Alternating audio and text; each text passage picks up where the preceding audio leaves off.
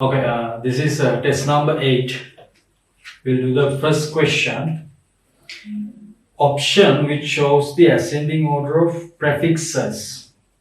Centi, kilo, mega and nano is. So they are asking a question about prefixes. If you remember, the prefixes are used before a unit to show some values in a easier way, right? Prefixes. Then first one is you just have to know the value of this of a prefix. You have to remember this. The first one is a centi, which should be a simple C. You have to remember the value of this centi is 10 to the power minus 2. So if I say the use of that, so this is meter. If you put C here, whatever the value you give here in meters, it will be multiplied by 10 to the power minus 2. So instead of putting 10 to the power minus 2, you can put simple C. So it is more convenient to use. That's why we use a prefix. Okay, so C is 10 to the power minus 2, the value of C. Then a kilo, value of kilo is 10 to the power 3. So instead of 10 to the power 3, you can use simple K. Next, mega, 10 to the power 6. Instead of 10 to the power 6, we will use capital M. Then nano, simple N, that is 10 to the power minus 9. Instead of 10 to the power minus 9, you can use simple N. That is more convenient. So you have to know these are basic prefixes. You must know these values of prefix. So what they ask is the ascending order of these prefixes, ascending from the smallest to the largest. So as you can see, the smallest is this one, 10 to the power minus 9. Then we have centimeter. Then the next one should be 10 to the power 3. That should be a kilo. Then the next prefix should be mega. That is 10 to the power 6. So the answer for that should be second one should be the answer for that. Second question. Dimensionless physical quantity but with units. So out of these 5, they are asking for physical quantity that is dimensionless but has units. Density, pressure, they have units. Linear expansivity also has units. Relative humidity and angle are the only physical quantities which has no dimensions. But if you think about relative humidity, that doesn't have units either. So angle is a physical quantity which is dimensionless but it has units. Angle, when you say about angles, the SI unit to measure the angle is radian, if you remember. So if I'll recall you this equation, S equals R theta. So this length is S, that is the length along the circumference, then the R. Then this theta is given as SOR. SOR is theta. So S is the length, R is the length. So it is obviously theta doesn't have dimensions. Dimensions is 1. But we give this a unit as radians. So units of theta is rad. Radian, unit should be rad. Simple RAD. So angle is a physical quantity which is dimensionless but which has units. Fourth one also. Third question. A screw gauge with least count 0.01 millimeter shown when anvil face touches the spindle face. Its zero error is. So you know when for a micrometer or screw gauge, when anvil and spindle face touch each other, there's nothing in between. So there's the measurement it should be 0. Measurement should be 0. If it doesn't have a 0 error, but in this case there's a 0 error. So what they ask is to calculate the 0 error of this. Okay, they have given that the least count is 0.01. 0.01 millimeter is the least count. It's a least count.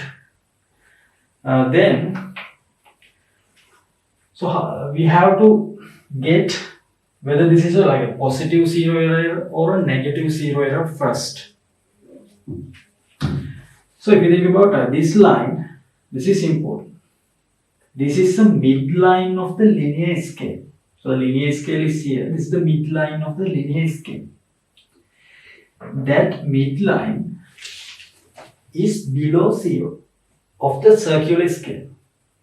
So this midline is below 0. It is below 0. So in that case, if it is below 0, if this midline is below 0, then it should be a negative 0 error. If this midline is above this 0 here, then the positive, it should be a positive 0 error.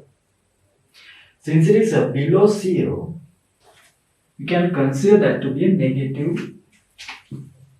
negative 0 error. Negative 0 error. So if it is a negative 0 error, like a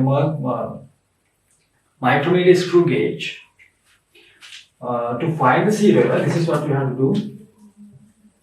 0 error is equal to total number of parts in the circular scale. For this scale, it is 50. As you can see, it is 50, 45, then 50. So this 0 mark is both 50th mark and the 0th mark, right? Then 50 minus the value shown here. The value shown here should be 1, 2, 3. So it should be 40, 43. 50 minus 43 times least count. Least count is 0.01 millimeters. So this is 7 times 0.01, that is 0.07 millimeters. So that is the 0 error, 0.07 millimeters. So this is how we can find 0 error if it is given that 0 error is negative. If it is positive, you can just directly take this value, the value that coincides this line with the value here, to be the 0 error. But if it is a negative 0 error, you have to subtract this value from the total number of parts. So this equation you have to remember, right? Total number of parts in the circular scale minus the mark that coincides times least count. So that is a 0 error. So the answer should be 0.1. Since it is a negative 0 error, we have to add that value to the measurement we take using this equation, this apparatus. So the answer should be third round. Fourth question. A spherometer with pitch 0.5 millimeter has 50 parts in the circular scale. Reading shown by the image is. Okay, the pitch of the spherometer, they say 0.5 millimeters. So the first thing is you have to calculate the least count of this apparatus, and it is divided into 50 parts. So the least count should be 0.1 divided by 10, 0.01 millimeters. 0.01 millimeters should be the least count of this. That's the first thing you have to think.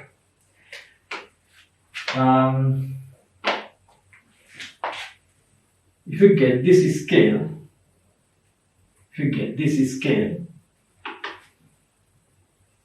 zero is here. Then the circular scale below this 0. That you have to figure out first. Circular scale is below 0. And the mark that coincides with the circular scale, mark that is in the circular scale is 40. This mark is 40. That 40th mark coincides with the linear scale. Before that, there are some 2 readings. 1, 2. 1, 2. Okay. So this should be millimeters. Then to get this reading, this is all you need to get this reading for the measurement. Linear scale reading plus circular scale reading. So by the linear scale you can get reading up to 2 millimeters. Up to 2 millimeters you can get it from the linear scale. Then circular scale reading least count 0.01 millimeter should be multiplied by the value here. Actually not, right? You cannot just multiply by this 40 because this is below 0. If this is below 0, you always have to subtract this value from the total number of parts here. So the total number of parts here should be 50. If you observe this carefully, the total number of parts divided this is 50.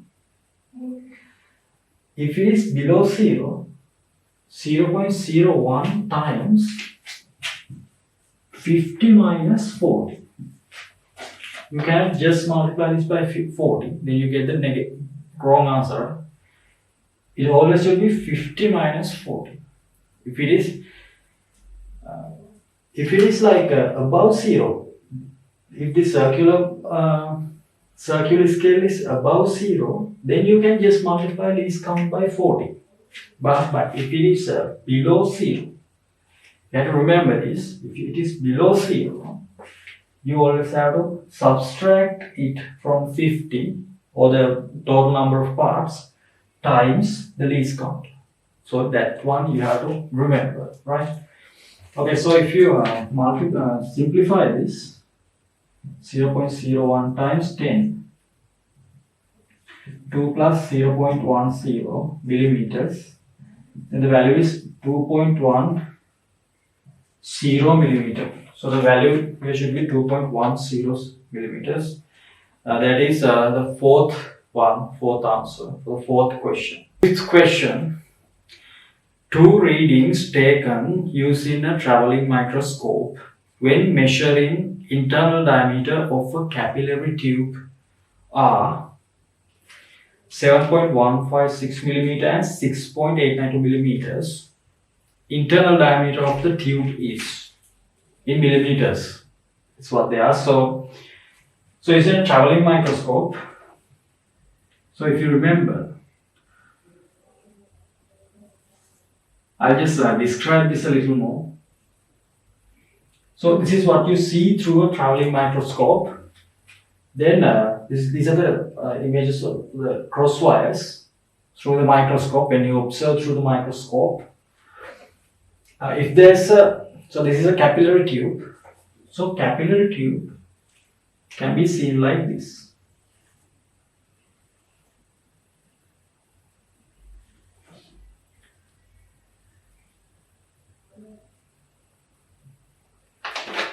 So for the capillary tube, this is the internal diameter, then external diameter. So what they measure is the internal diameter. So to measure the internal diameter, so let's say this is the capillary tube, cross section of the capillary tube. So the cross wires should be focused at one instant here. Then at the other instant, cross wire should be like this. Then from the vernier scale of the traveling microscope, you have to get the reading related to here. So that reading they have given that reading as 7.156 millimeters. Then this reading is given as 6.892 millimeters.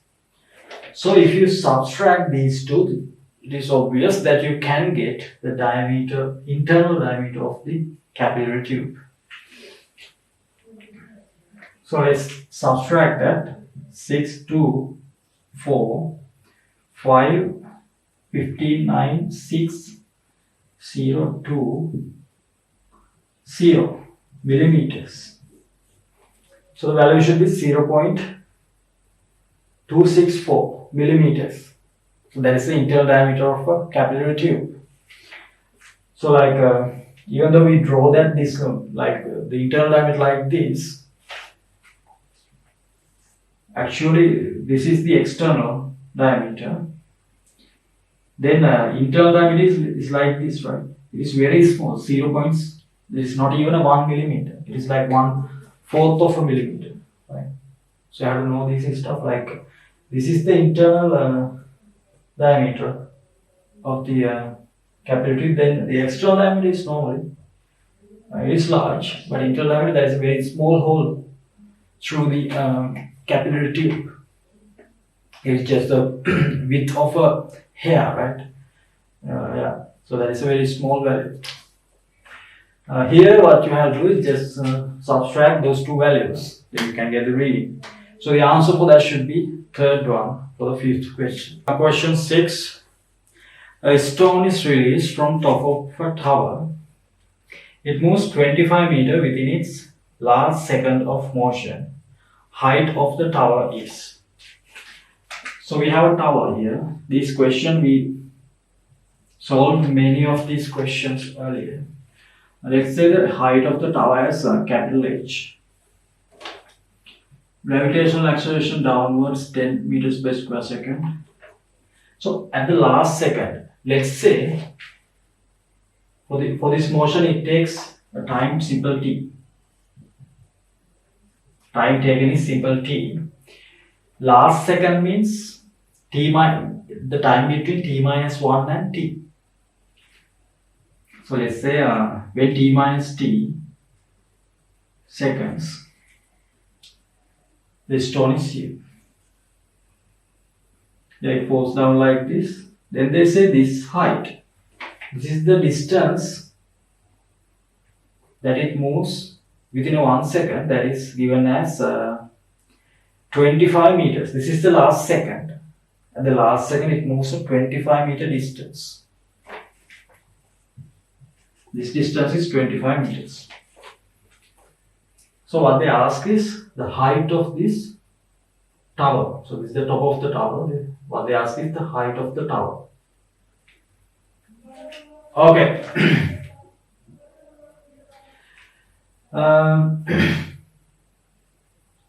Then if we find these times, simple t values, I think we will be able to find this capital H. So to find simple t, I mean, since this is the MCQ, you should be able to say the values here. So if you apply, since it is released, initial velocity is 0 here. So to find velocities here, you just have to apply this equation from here to here. So 0 is initial velocity is 0. Then this is 10 times t. So the velocity here should be 10t. So that is applied from let's say 1, 2, 3.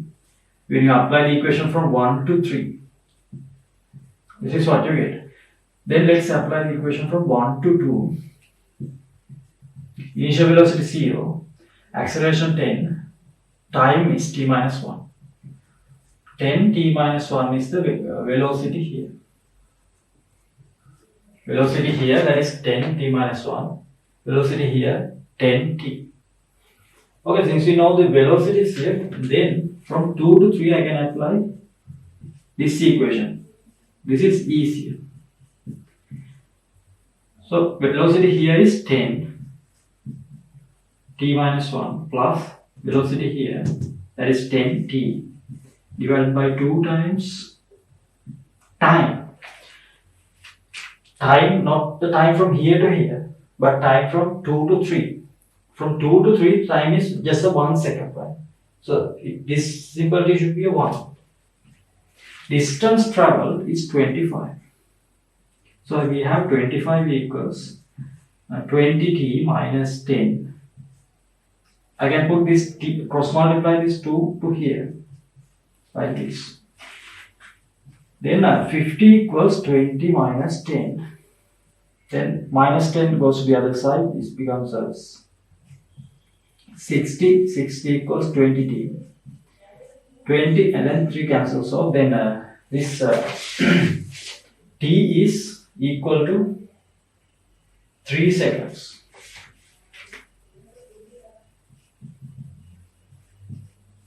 So the time it takes is 3 seconds. Now we found t.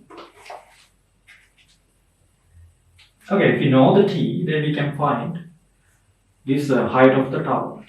Just apply s equals half a t squared. U becomes 0, right? Initial velocity is 0. Acceleration 10, time is 3. 3 squared. So 9 times 5, that is 45 meters. So this is the height of the tower. 45 meters is the height of the tower.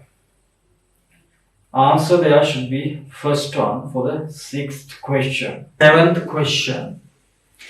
Masses m1 and m2 are released from heights h1 and h2. Ratio between times for masses to reach the ground is. Okay, so we have two masses, let's say m1 and m2 at two different heights, h1 and h2. So what they ask is time required for these to reach the ground. Let's say for the first one it is t1, then for the other one it is t2. The first thing you have to understand is for these, the time required is independent of the value of the mass. So it is not dependent on the mass. M1, M2 should not be included in the equations for the ratios. So second answer, fourth answer and fifth answer, you can get rid of those. There should not be a mass, right? Mass is independent. I mean, that time is independent of the mass. It has no effect on the time it takes to reach the ground. So commonly I use this equation. Let's say h is the height. Since it is released, initial velocity 0 plus half gravitational acceleration t squared. So you get this equation. So this is a constant, right? G over 2 is a constant. So we can write h is proportional to t squared. Then take this root of both sides. Then t is proportional to h half. So this is the proportional. Since this is an MCQ, it is better to use proportionalities, right? You should have like a very good skill in using proportionalities. So once you get rid of the constant, for both cases, g over 2 is a constant. It is just 10. So these are the only variables when we consider these two. That way, we can say h is proportional to t squared. Then take the root of that, h root is proportional to t. Then you can apply this to two cases. For the first case, it is h1 proportional to t1. Then for the second case, h2 proportional to t2. Then you just divide it. t1 over t2 equals, when you divide the two proportionalities, you can put an equal sign here. Then this is h1 half divided by h2 half. So the same ratio we can write like this. So these are all this stuff. h1 half ratio is to h1, h2 half. So the answer for that should be the third one for the seventh question. There's like we can apply this equation twice for these two cases, then divide those equations to get this ratio. But it takes too much time, right? Since it's a MCQ especially, you have to save time there. So you must have this skill to use proportionalities, right? So it will be like much convenient once you get used to those, right? Not using these concepts is why you take so much time when you solve MCQ, right? So the way to solve MCQ is use proportionalities. Somehow you have to have that, you have to develop that skill to get, using proportionalities. Right, so the answer for the seventh question is third one. Eighth question. A stone is released from top of a mountain with height 20 meters. After 1 second, another stone is shot downwards. If both stones hit the ground simultaneously, meaning at the same time, the speed second object shot is. So here two stones, when t equals 0, one stone is released, so its velocity is 0. Then when time is 1 second, after 1 second, right? After 1 second, another stone is shot downwards. Let's say the velocity of that is u. Then they say simultaneously, both stones hit the ground simultaneously. Then the height of this is given as 20 meters. Both stones hit the ground simultaneously. So for this to happen at the same time, both hit the ground, right? So for that to happen, like let's say this stone, first stone takes a time equal t. Then if you think about this stone to hit the ground simultaneously, this second stone has to spend t minus 1 amount of time. It cannot spend the same time, right? It has to spend a t minus 1 amount of time. It is a short amount of time to hit the ground because the requirement is both stones should hit the ground simultaneously. So for the second stone should be t minus 1. Yeah. Then what they ask is the value for u. For this to happen, they are asking for the value of u. So let's say this is the first case, then the second case. I'll just apply equation for the first case first. Simple equation, ut plus half a square. So the height downwards, height is 20, initial velocity 0, half, acceleration 10, both under gravitational acceleration. Time is t squared. Simple t is what you need to find first. 20 equals, this is 5, 5t squared, t squared equals 4, then t is equal to 2. So we found 2, we found t, time. Yeah, the value of t is, now we found that as 2 seconds. It is just 2 seconds, right? For the first stone to hit the ground. Then for the second stone to hit the ground should be 2 minus 1. Value of t is 2. 2 minus 1, then it should be 1 second. So for these to hit the ground, first stone spent 2 seconds, second stone spent 1 second. So they would simultaneously hit the ground. Okay, then I applied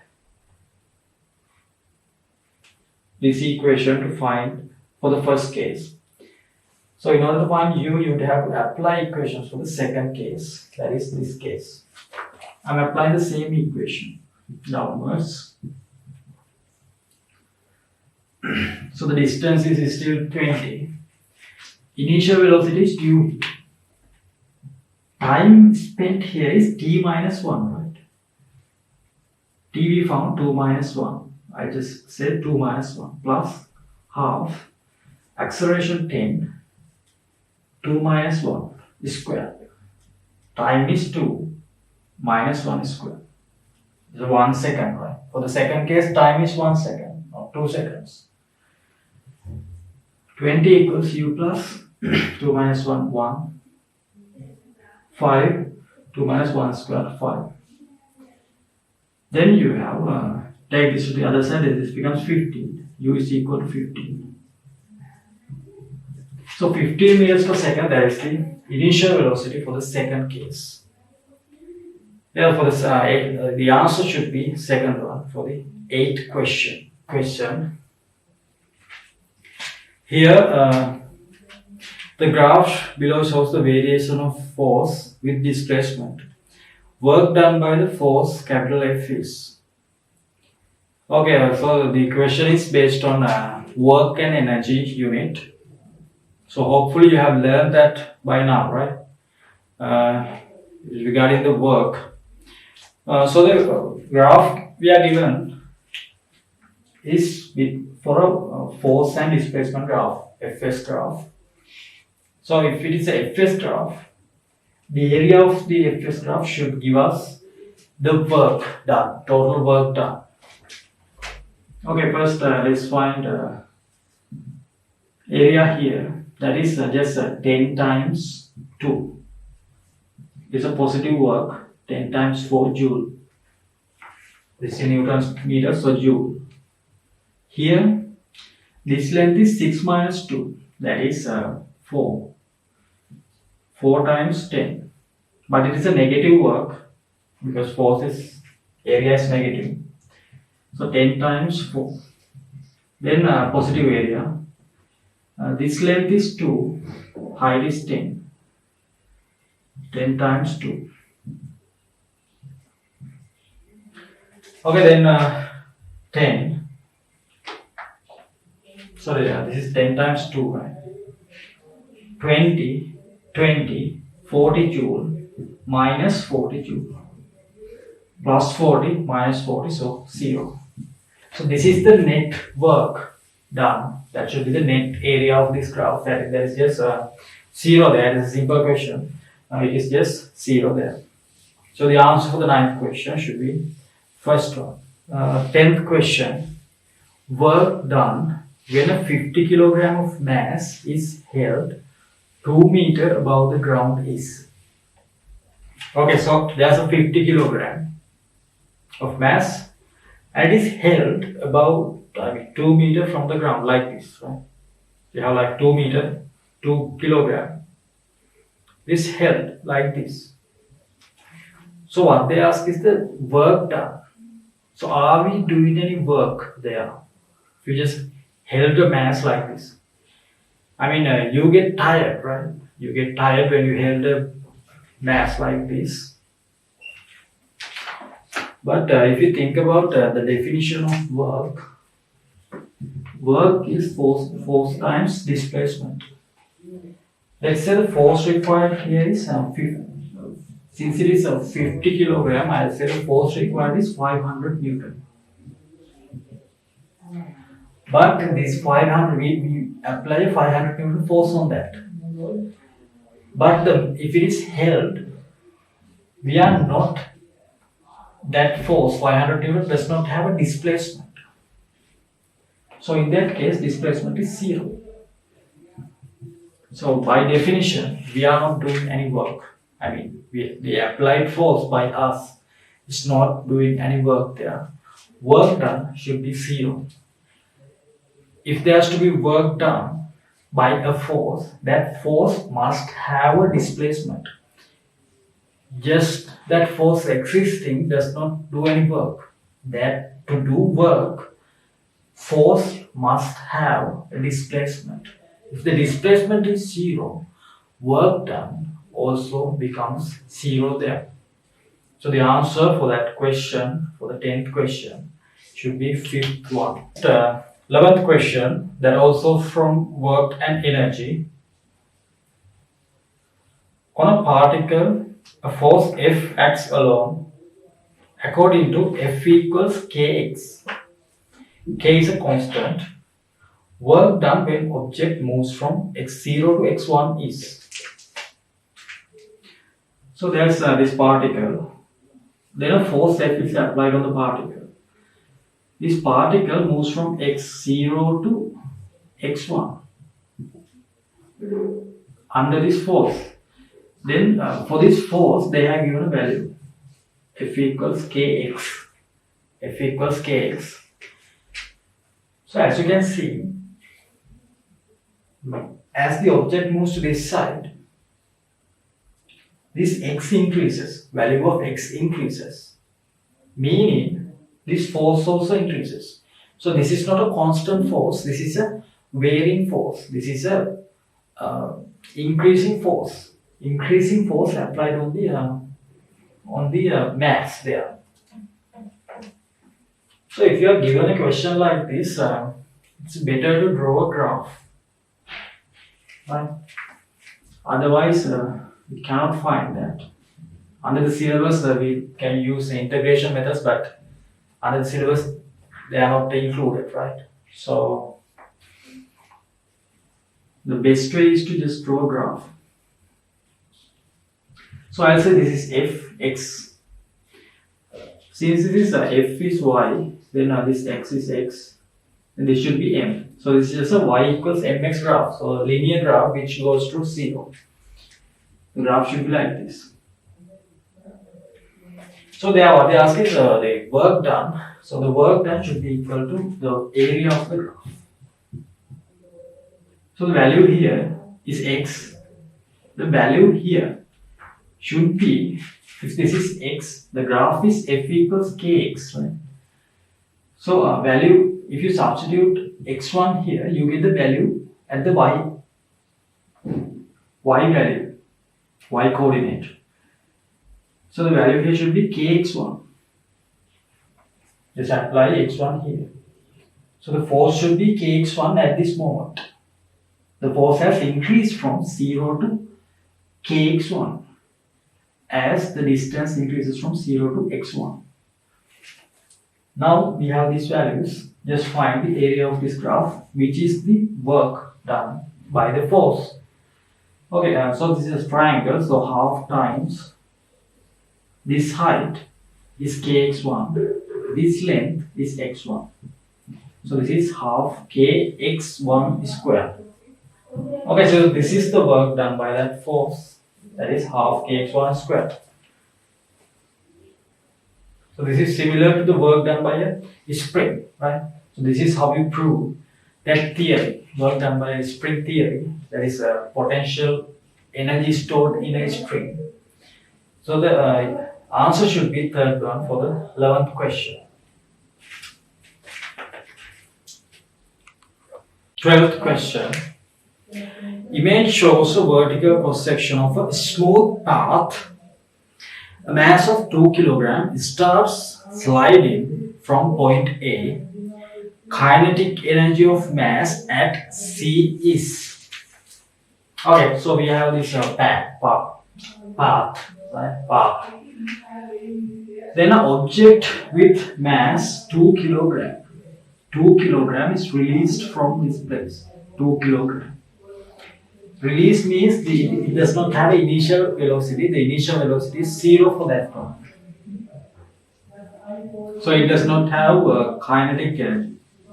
Initial velocity is 0 there. Meaning kinetic energy 0. Since it is given, this is a smooth path. There is no friction acting on the mass. So the mechanical energy of this object should be conserved. There is no loss of mechanical energy. Mechanical energy means kinetic energy plus gravitational potential energy. Potential energy plus kinetic energy. So what they ask is kinetic energy at C. So if it is conserved, meaning total mechanical energy mechanical energy at A is equal to mechanical energy at C. Mechanical energy at A is equal to mechanical energy at C. Okay. So mechanical energy is kinetic plus potential energy. So here potential energy. I'll consider this line to be the P equals 0 line. Meaning, so whenever we consider potential energy, you should know that there's a P equals 0 line. Potential energy is 0 line. If the object is above that line, those objects have positive potential energies. If it is below that line, those objects have negative potential energies. Since the object is above and it is 14, again you just use mgh to get the potential energy of. So the mass is 2, g is 10, h is 14, plus since this does not have a velocity, kinetic energy at this point is 0. So half mv squared, that is 0, right? V is 0. Then the mechanical energy here. Let's say kinetic energy, I have just used kinetic energy at C plus potential energy at C.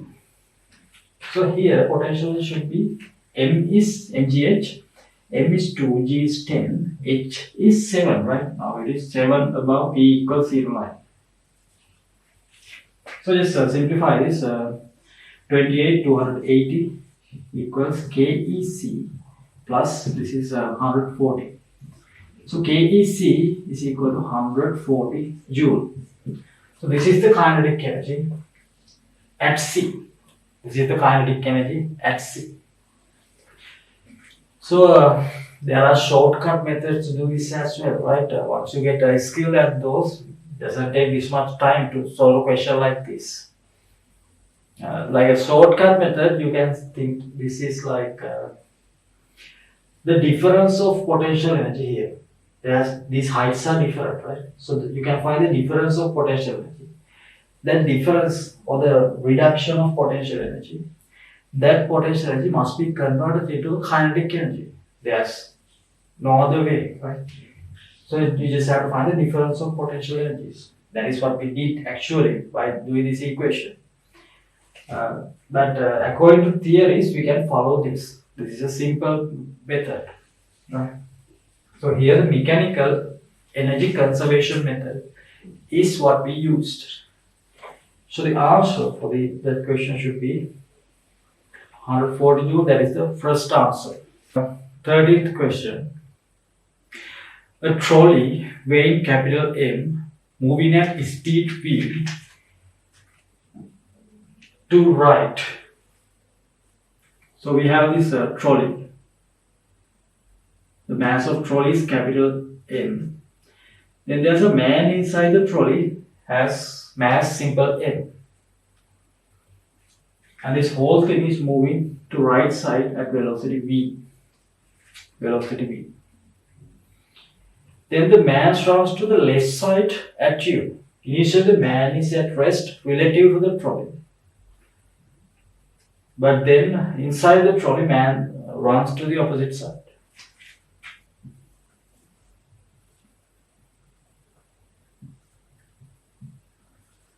At u.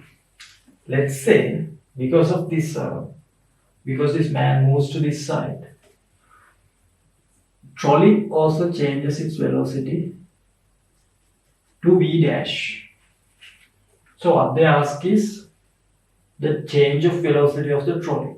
So that is v dash minus v. That is what we need to find now.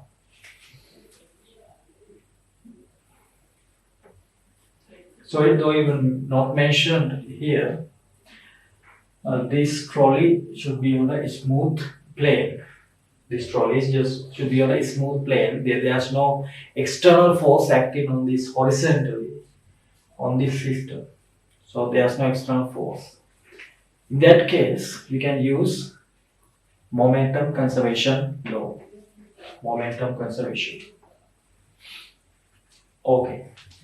So when you apply momentum conservation, just remember that all the velocities should be relative to Earth or relative to anything else. All the terms applied there should be related. In this case, I'm using relative to Earth.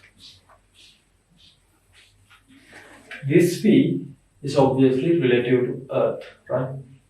Relative to Earth. This whole thing moves to this side. Then this V dash also is relative to Earth. But the man is moving inside the trolley. Inside the trolley means velocity of man, it is relative to the trolley. Relative to the trolley, he moves inside the trolley means relative to the trolley. So here what we have to get is, we have to get the man's velocity relative to Earth.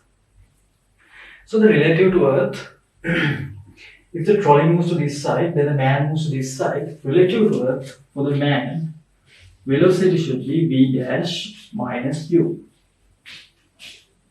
You can either apply those relative motion equations, so you can just get this one as if trolley moves v dash distance, then if man moves u to this other side inside the trolley, then the relative velocity of man, relative to Earth, velocity should be v dash minus u for the man. And it is to this side, right? This side. Okay. So now all the velocities are relative to Earth. Then just apply linear motion, linear conservation, linear momentum conservation. Okay, then initial momentum equals final momentum to this side. Okay, this is the initial case, this is the final case. Initially, capital N and simple N both have same velocity, so this is the momentum initially. For the final case, for the trolley, mass of the trolley is capital N, then the velocity is v dash. Then plus, for the man, mass simple M, velocity of man relative to Earth, you can just apply u, right? You have to apply relative to Earth velocity for the man. So that is v dash minus u. Okay, then this is how you can apply that. Then you just have to simplify this equation. Capital M simple M V equals capital M plus simple M. I'll take v dash out of these minus mu. I just took v dash out of these two terms. Then just multiply this by mu. Then take this term to other side. M plus mv plus mu equals m plus mu v dash. Then I'm going to find v dash here first. So for that, just divide this by n plus m. So v dash is equal to this thing, right? Then I will just divide each of these terms by m plus n. So if I divide this, then this becomes m plus n cancels off. Then v, 1 times v plus mu divided by m plus m. So that is equal to v dash. Then just take, since we need to find the difference of velocities, just take this term to the other side. Then mu divided by m plus m is equal to v dash minus v. Okay, now this is the difference of velocities. V dash minus v, this is what we needed, right? So for that, we just simplified this equation into this form. Okay, that one should be change of velocities of the trolley should be mu over simple M plus capital M. So the answer for the 13th question, that is should be fifth one. Fifth one should be the answer. Mu over M plus M. 14th question. As shown by the image, a man is holding a powerful magnet in front of a trolley. If the trolley sits on smooth rail tracks, correct sentence about trolley is. Okay. So what they ask is whether this trolley moves or not. So if you hold a magnet like this, okay. So if you don't know Newton's third law, you obviously would say that trolley would move because there's a force acted by the magnet on the trolley, right, to this side.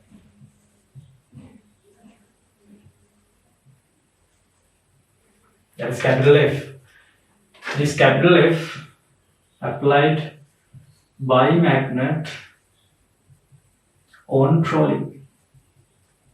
By magnet on trolley. So according to this force, the system has to move, right? The trolley has to move. But in reality, it cannot happen, right? It is according to Newton's third law, if you understand that. So if there's a force by magnet on trolley, there must be an equal and opposite force by trolley on magnet as well. So this is according to Newton's third law. So then there's a force to the other side on the magnet. So there are two forces on the system. So if you think about this as one system, these forces are internal forces. Then these forces cancel off. Those are equal and opposite forces. So the system, this whole system, cannot have an acceleration to the other side due to this force. Right? The FF cancels off. So the Newton's third law, right? So the answer should be it does not move. It does not move. For the 14th question, answer is 4. 15th question. A particle A moving on a smooth horizontal floor is incident on a particle B at rest. If the initial momentum of A is P, variation of momentum of particles is shown by. Okay, there's this particle A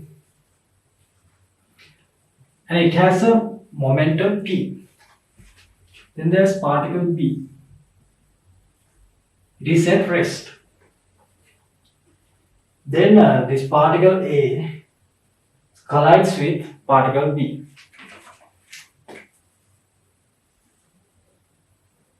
Then they could gain their own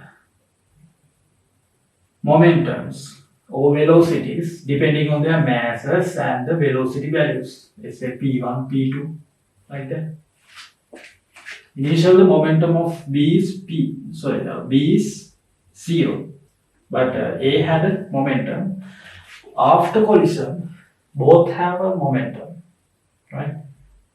Depending on their values, those momentum values can be determined. So what they ask is the possible graph for the variation of momentum for both objects is. Here what we will use is momentum conservation law.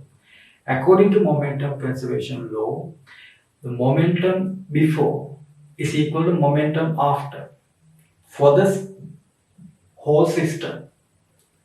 Total momentum of the whole system before collision and after collision should be equal. That is the momentum conservation law. Due to the impact or the collision, the momentum does not change. They should be the same before and after. So they have given 5 graphs. So you have to get the graph that shows equal momentums before and after for the system, right? Equal momentum means total momentum should be equal. I'll just explain. We'll just remove graphs that are not possible, right? So I'll first choose the first graph.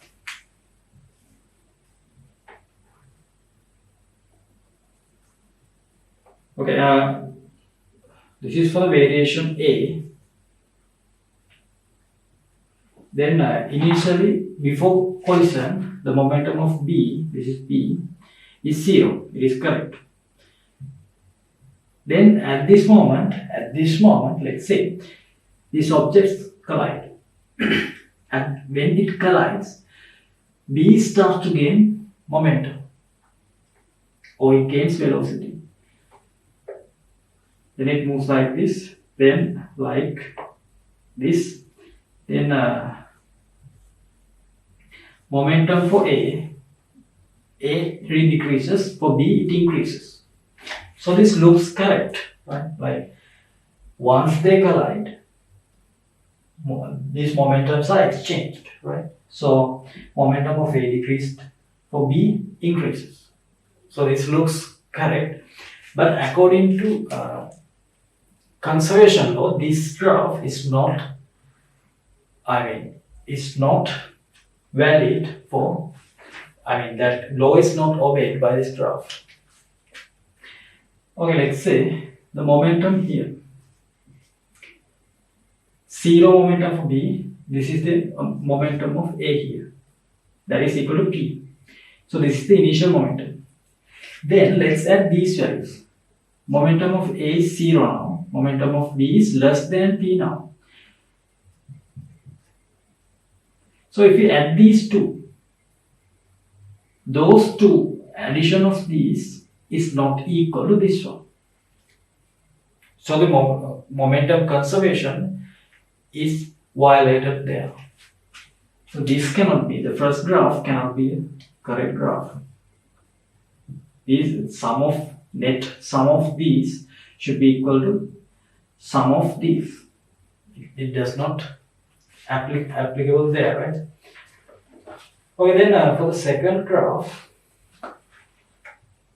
the only thing is momentum of A is not 0, but it is slightly above this line.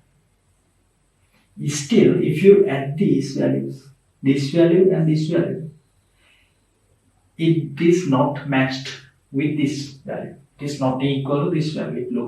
It is not equal, right? This value is too small for that to be equal. So the second also is not an option there.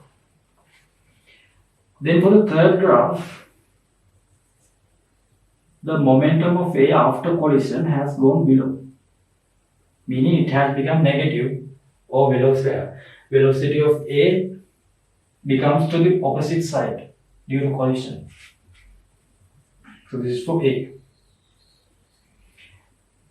Okay, then if you add these, so this is a negative value, this is a positive value. If you add that, then the total momentum becomes like this, right? Like this less than.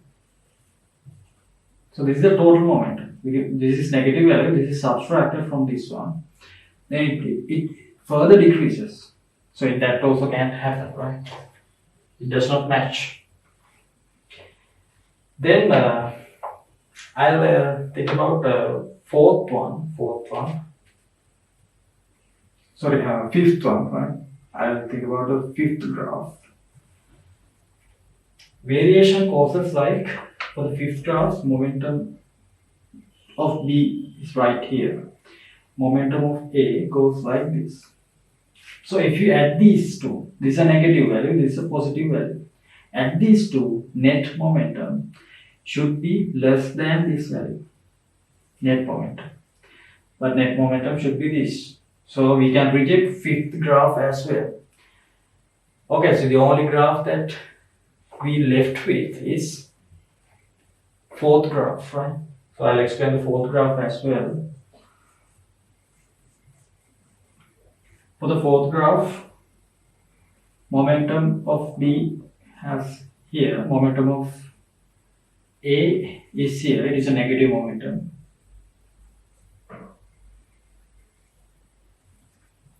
If you add these momentums, just think about this. If you add this value to here, so what could happen?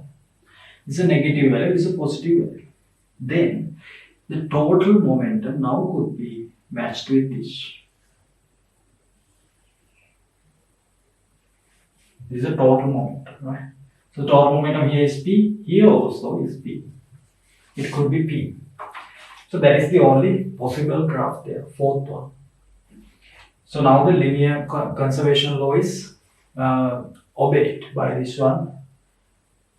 So at this moment, it collides, it starts to collide, and this moment, this is the contact time, right? Contact time of these objects. This is just a further explanation. This is a contact time between the objects. After they are contacting, they could gain these momentums. momentum variations. So the thing is, the sum of momentum here is P. Sum of momentum after collision also should be equal to P. That is momentum conservation law. So the answer for the 15th question should be the fourth one.